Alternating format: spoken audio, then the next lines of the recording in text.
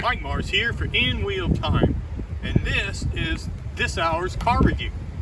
Yeah, I had a chance to put some miles on this 2024 Mercedes-Benz GLE 53. Now this is a mid-size, what you might call a mid-size SUV, but Mercedes calls it an SUC. It's a sports utility coupe. And I'm going to show you why they're calling it a coupe. Starting up front, we're going to see that for 2024, the GLE 53's got a new grille, got a new front bumper, got the big Mercedes-Benz emblem up front, which you can get an option to actually get that thing to light up at night. We're going to come around here and see that it's rolling on some really nice 21-inch wheels that there's 5 spokes, and you can actually get a 22, but I think this fits really well in the wheel wells. Now, if you come down the sport lines, this is definitely a sportier car, but it's a 4-door coupe. Now, this is what Mercedes-Benz has gone to as far as styling goes to make the 4-door sedan a little more sporty. Looks really nice, has sport coupe stylings on it. Fits out really well. You could almost call it a hatchback, but they don't quite go that far. To access the rear storage, it's really easy. Just a simple touch of the Mercedes emblem. You don't have to fumble around looking for something down below where it's nice and dirty. Got plenty of nice storage up here. Got a cover here, keep things out of sight, out of mind. The second row does fold down. It's a 40, 20, 40 seating arrangement.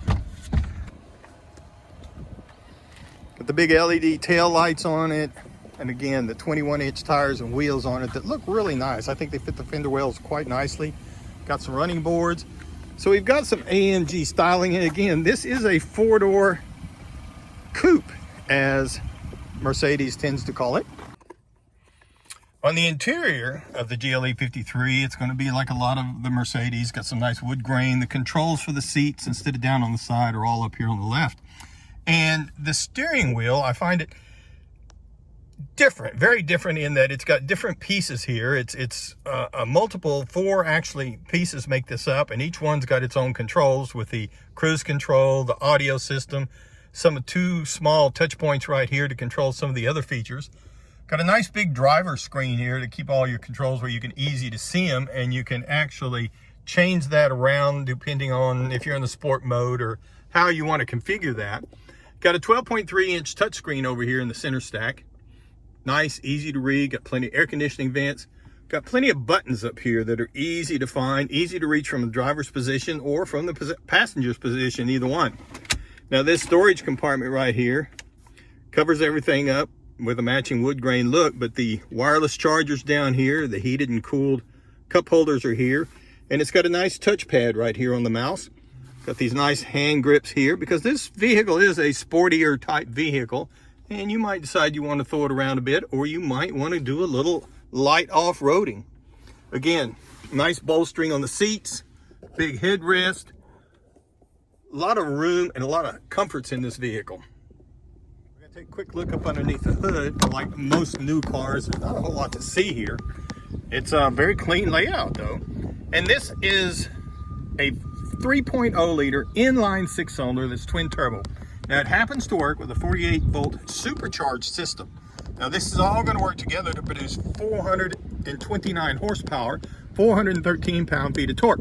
Now it is backed by a 9-speed automatic transmission. Now this is pretty early production. Don't have all the exact numbers, but what I've been able to find out, the city's projected to be at 18, highway at 22.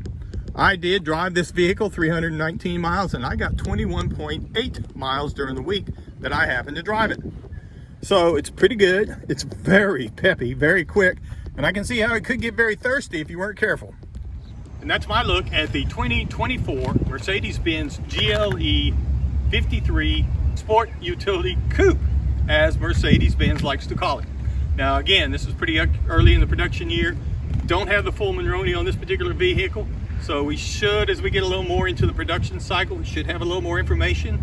But this is pretty close. And if you're looking for something in that mid-size SUV range, you might want to look at this vehicle. It's got a lot of things you might be interested in.